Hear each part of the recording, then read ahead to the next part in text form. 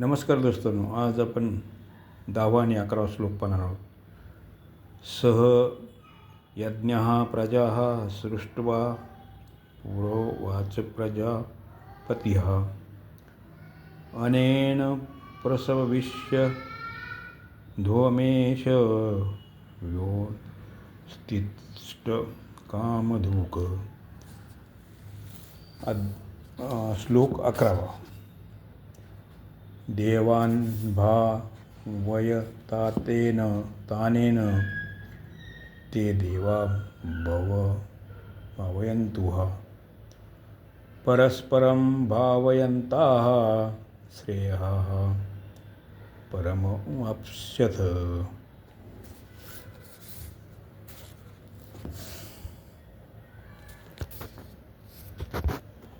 प्रजा ब्रह्मदेव, प्रजा सृष्टीचे निर्माते तसेच त्यांचे स्वामी आहेत.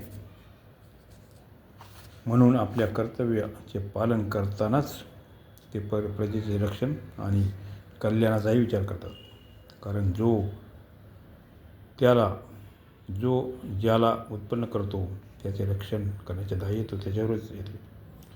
ब्रह्मदेव प्रजेची रचना करतात, त्यांचे रक्षण करण्यात तत्पर असतात, तसेच निरंतर त्यांच्या हिताविषयी विचार करतात. म्हणून ते प्रजापती म्हणले जातात.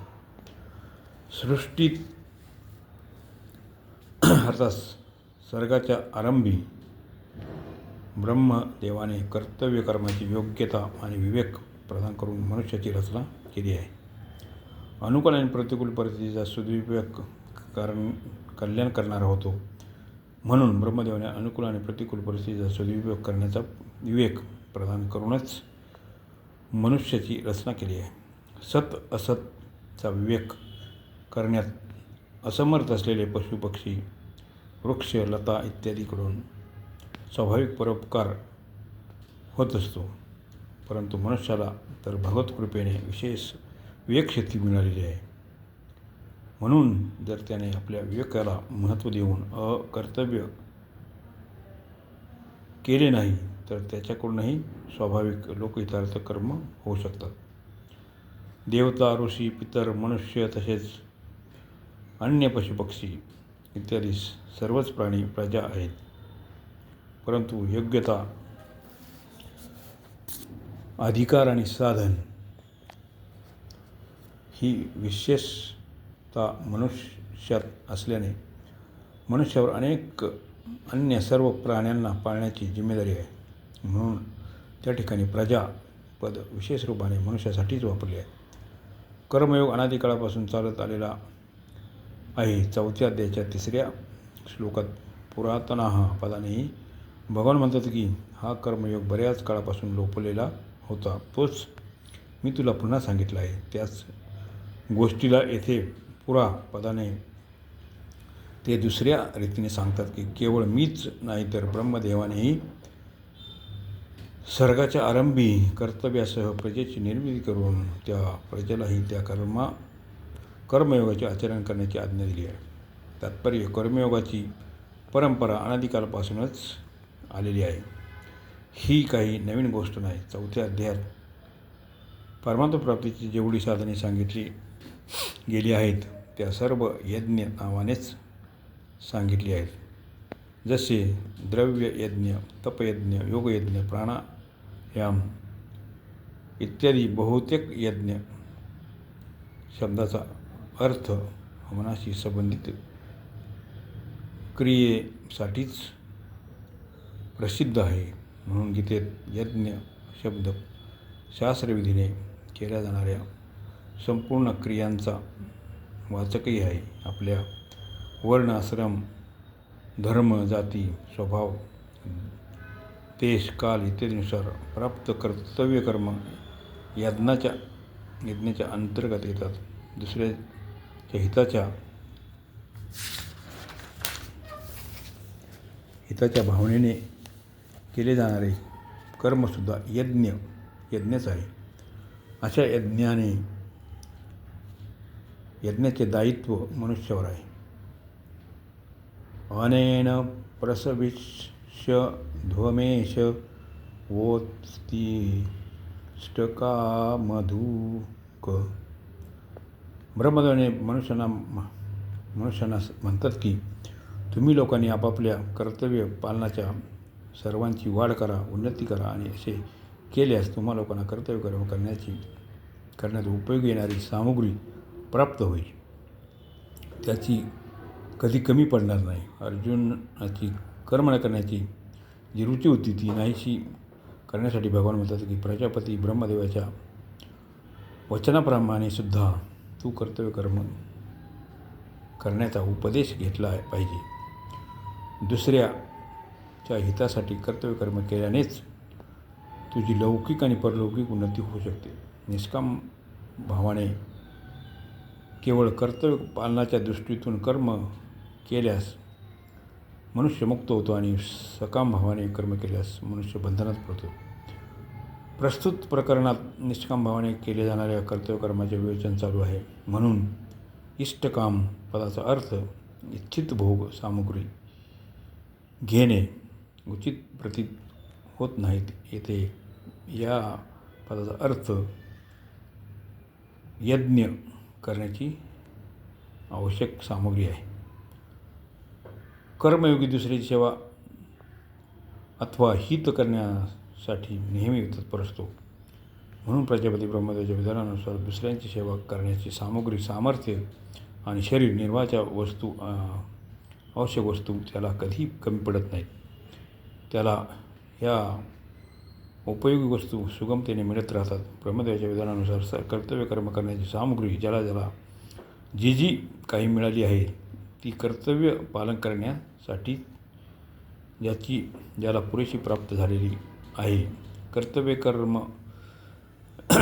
पालन ची सामुग्री कधीही कोणाजवळ अपुरी नसते.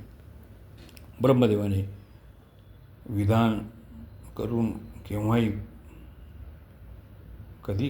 फरक पडू शकत नाही. कारण जर त्यांनी कर्तव्य कर्म करण्याचे विधान निश्चित केले आहे, जेवढ्याने कर्तव्याचे पालन होऊ शकते तेवढी सामग्री दोन्हीही त्यांच्यावरच अवलंबून आहे. वास्तविक पाहता मनुष्य शरीर भोगण्यासाठी नाहीच. येही तन करफल विषय न भाई. म्हणून सांसारिक सुखांना भोगा अशी आज्ञा अथवा विधान कोणत्याही सत्यशास्त्रात नाही. समाज देखील स्वच्छंद भोगण्याची आज्ञा देत नाही. याच्या विरुद्ध दुसऱ्याचे सुख पोहोचवण्याची आज्ञा आणि विधान शास्त्र आणि समाज दोन्ही देतात. जेथे पित्यासाठी हे विधान तर मिळते की त्याने पुत्राचे पालन पोषण करावे, परंतु पुत्राकडून पित्याची सेवा घ्यावीच हे विधान कुठेही मिळत नाही. त्याचप्रमाणे पुत्र, पत्नी इत्यादी अन्य संबंधियासाठी समजून घ्यावे. कर्मयोगी नेहमी देण्याचाच भाव ठेवतो, घेण्याचा नव्हे. कारण घेण्याचा भाव बांधणार आहे. घेण्याचा भाव ठेवल्याने कल्याण प्राप्तीत तसेच सांसारिक पदार्थाच्या प्राप्तीमध्येही बाधा उपस्थित होते. बहुधा सर्वांचा असा अनुभव आहे की संसारात घेण्याचा भाव ठेवणारास कोणीही देऊ इच्छित नाही. म्हणून ब्रह्मदेव म्हणतात की कशाचीही इच्छा न करता निस्वार्थ भावने कर्तव्य कर्म केल्यानेच मनुष्य आपले कल्याण करू शकतो. देवान भावतानेन या ठिकाणी देव पद उपलक्षक आहे. म्हणून मनुष्य, देवता, ऋषी, इतर इत्यादी सर्व प्राणी यांना पदाच्या अंतर्गत समजले पाहिजे. कारण कर्मयोगाचा उद्देश आपल्या कर्माने प्राणीमात्रांना सुख पोहोचवणे असतो. म्हणून ब्रह्मदेव येथे संपूर्ण प्राण्याच्या उन्नतीसाठी मनुष्यांना आपल्या कर्तव्य कर्मस्वरूप यज्ञाचा पालनाचा आदेश देत आहेत. आपल्याला कर्म पालन केल्याने मनुष्याचे आपोआप कल्याण होते. कर्तव्यकर्माचे पालन करण्याच्या उपदेशाने पूर्ण अधिकारी मनुष्यच आहेत. मनुष्याच्या कर्म करण्याची स्वतंत्रता मिळाली आहे, म्हणून त्यांनी या स्वतंत्रतेचा सदुपयोग केला पाहिजे. ते देवा भावयन्तु वहा. जसे वृक्षलता इत्यादी स्वाभाविकच फळ फूल लागतात, परंतु ज्यांना खत पाणी दिले तर त्यांना विशेष रीतीने फळं फूल लागतात. तसेच यजन पूजनाने देवतांची पुष्टी होते, ज्यामुळे देवतांचं कामे विशेष न्यायप्रद होतात. म्हणून जर मनुष्याने आपल्या कर्तव्यकर्माद्वारा देवतांचे यजन पूजन केले नाही तर देवतांना पुष्टी मिळत नाही. म्हणून यांच्यात कर्तव्य पालन करण्याविषयी उणीव येते. त्यांचा कर्तव्य पालन करण्याचा उणीव आल्यानेच संसारात अतिवृष्टी, अनावृष्टी वगैरे संकटे येतात. परस्परं भावयन्तः या पदाचा अर्थ समजून नये की दुसऱ्याने आपली सेवा केली तर आपण त्यांची सेवा करावी. उलट असे समजावे की दुसरा आपली सेवा करो अथवा न करो, आपल्याला तर आपल्या कर्तव्याद्वारा त्याची सेवा करायचीच आहे.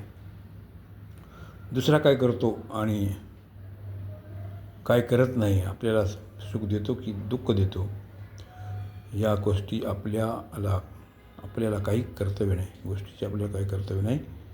कारण दुसऱ्याचे कर्तव्य पाहणाऱ्याला आपल्या कर्तव्यापासून च्युत होतो, परिणामी त्याचे पतन होते. दुसऱ्यांकडून कर्तव्याचे पालन करविणे आपल्या अधिकारातही गोष्ट नाही.